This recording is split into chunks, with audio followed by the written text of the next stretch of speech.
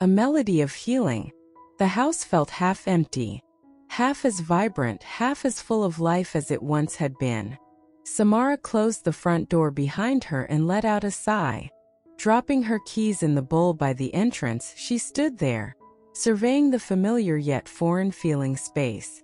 Would today be the day the suffocating ache lessened? No, not yet.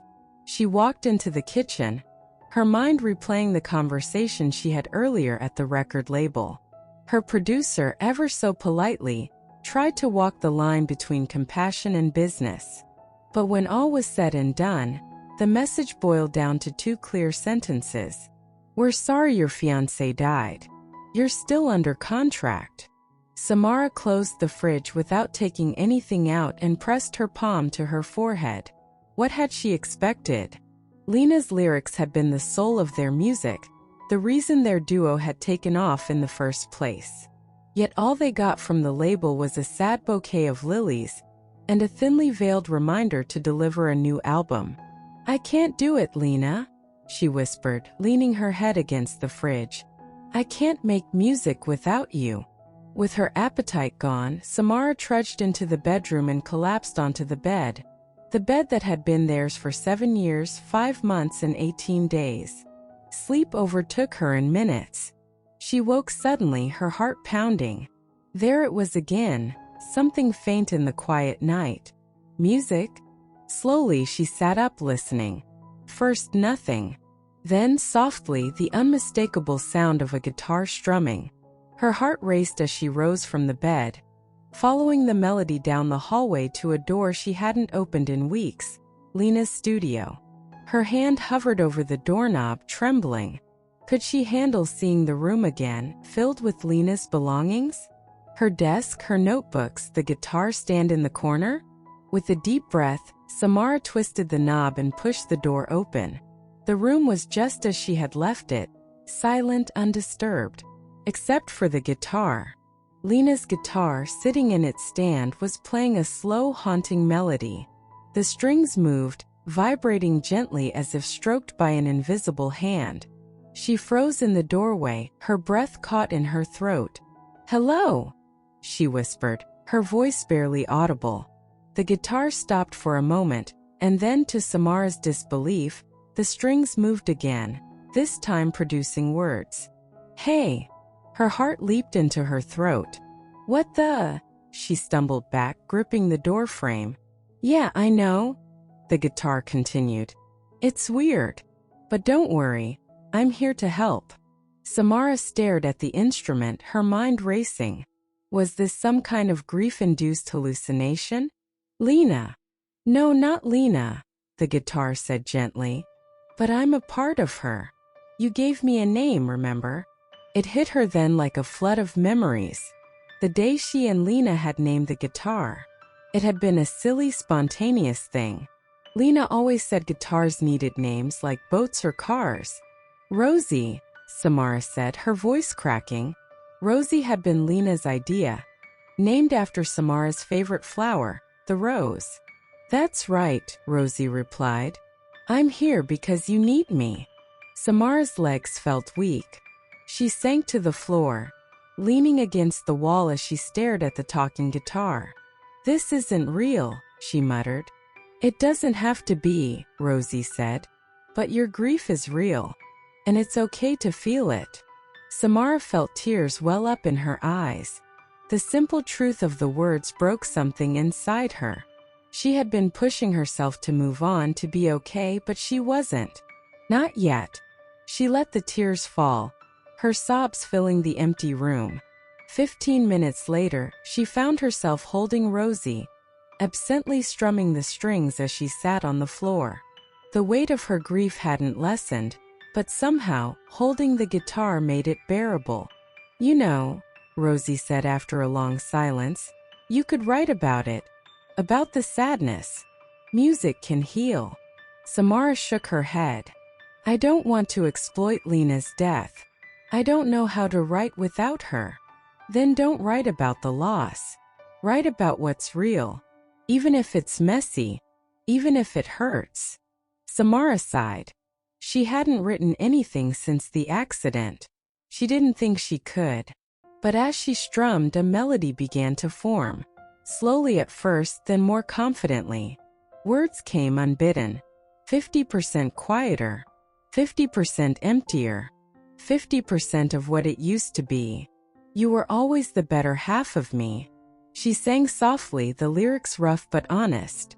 I like it, Rosie whispered. Samara smiled faintly. She continued to play, letting the music flow through her. It was raw and perfect, but for the first time in weeks, she felt the tiniest flicker of peace. For the next few hours, Samara wrote.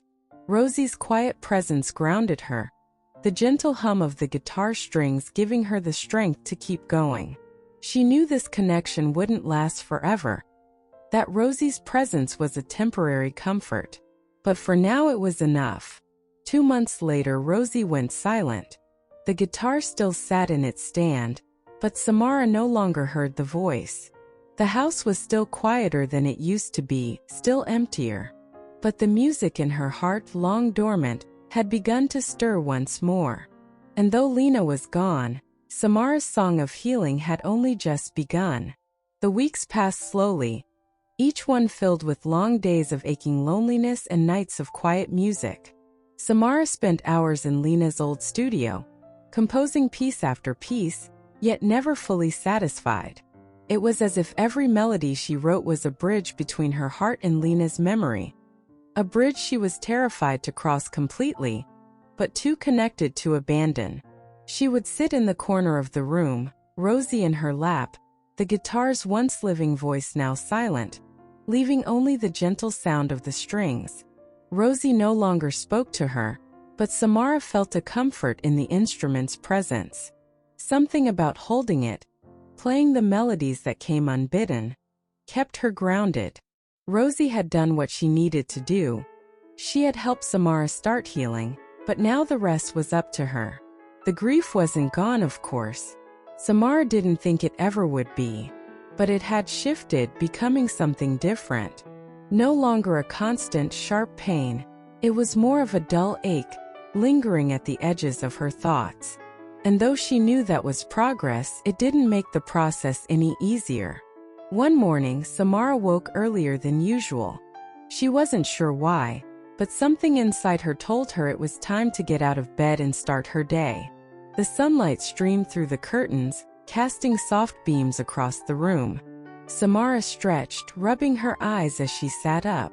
For the first time in months, the weight that had pressed down on her chest every morning since Lena's death felt a little lighter. In the kitchen, she brewed herself a cup of coffee and leaned against the counter, sipping slowly. Her mind wandered, as it often did, to the past, the life she and Lena had shared. But this time the memories didn't hit her like a freight train. Instead, they came as gentle waves, carrying bittersweet thoughts of laughter, love, and music. She could hear Lena's voice in her head, humming the tunes they had worked on together. And for the first time, Samara found herself smiling at the memories rather than breaking down in tears. After finishing her coffee, she went into the studio, as had become her daily routine. The space was still quiet, Lena's desk untouched, her notebooks neatly stacked where she had left them. Rosie sat waiting in the corner, her strings gleaming in the morning light. Samara picked up the guitar, settling into the familiar position on the floor. She ran her fingers across the strings, letting the first few notes ring out into the silence. A melody began to form, slow and thoughtful, something reflective but not sorrowful. Then, without thinking, Samara began to sing. I'm learning how to breathe again. In a world where you're not here, I'm learning how to feel again, without the weight of all my fears. Her voice was soft at first, but as the music flowed through her, it grew stronger. The words came naturally, spilling from her heart into the air around her. You were the sun that lit my way. But I can't stay lost in yesterday. I'll carry your love, but I'll set myself free. I'll find my voice and let it be me. The lyrics, raw and honest, surprised her. She hadn't realized how much she had been holding back. The music had always been about them, about their shared connection. But now, for the first time, Samara was writing for herself. She strummed a few more chords, building on the melody, her voice rising with a newfound strength. There was a clarity in the music that she hadn't felt in a long time, a sense of release.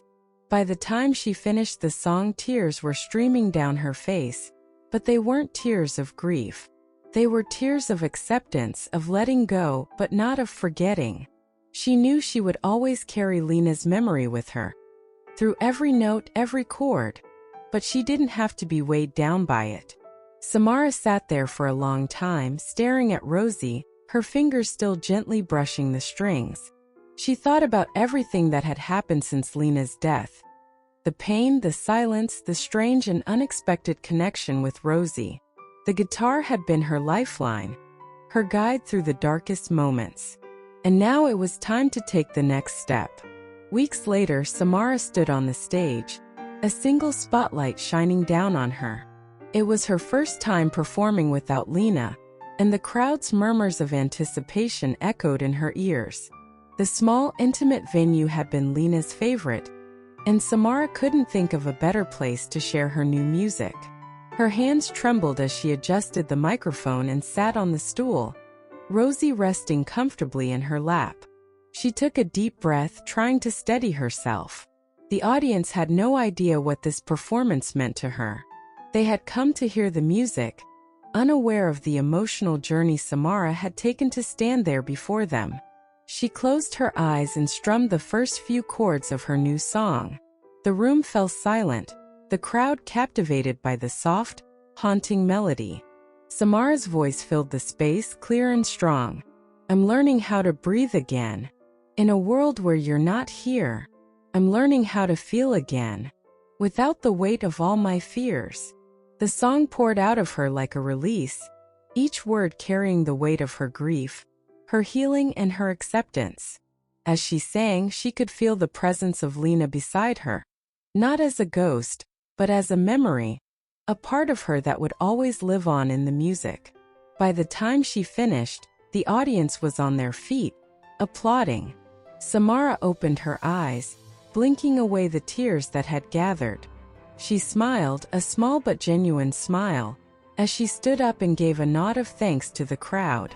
After the show, as she packed up her guitar, a woman approached her.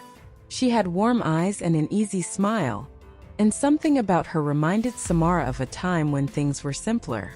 That was beautiful, the woman said. You have an incredible gift.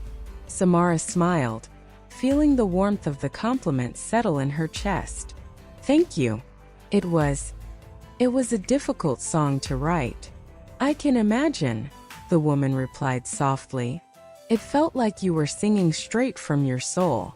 Samara nodded, her fingers brushing over Rosie's strings one last time before she closed the case.